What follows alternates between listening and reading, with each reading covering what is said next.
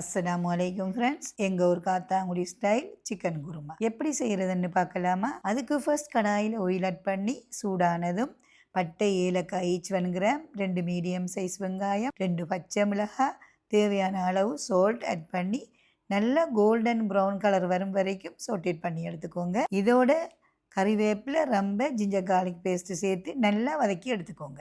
இது கூட 2 table spoon குருமாத்தூள்.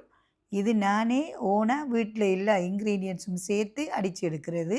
இந்த குருமாத்தூள் கடைகளில் கிடைக்கிற மாதிரி இல்லாமல் ரொம்பவே யூனிக்கான ஃப்ளேவரில் இருக்கும். இது எப்படி ரெடி பண்ணுறேன்னு தெரிஞ்சுக்கணும்னா கமெண்ட் பண்ணுங்க, தனியாக ஒரு வீடியோ போடுறேன். நெக்ஸ்ட் இதோட பச்சை வாசம் போனதும் ஆல்ரெடி சிக்கனை உப்பு, மஞ்சள், குருமாத்தூள் 1 டீஸ்பூன், வெங்காயம், தக்காளி, ஜிஞ்சர் கார்லிக் பேஸ்ட் சேர்த்து 10 மினிட்ஸ் மெரினேட் பண்ணி வச்சுருக்கேன். அதையும் இதோட சேர்த்து நல்ல ஈவனாக மிக்ஸ் பண்ணி லிட் போட்டு 15 மினிட்ஸ் குக் பண்ணி எடுத்துக்கோங்க. நெக்ஸ்ட் சீரக powder 1 teaspoon, pepper powder 1/2 teaspoon, குருமாத்தூள் 1 டீஸ்பூன் சேர்த்து நல்ல ஈவனாக மிக்ஸ் பண்ணிவிட்டு நல்லா ஒரு கொதி வந்ததும் 1 டேபிள் ஸ்பூன் கீ ஆட் பண்ணி நல்ல லோ ஃப்ளேமில் 10 மினிட்ஸ் குக் பண்ணி எடுத்தா எங்கள் ஊர் Kattankudy style chicken kurma ready.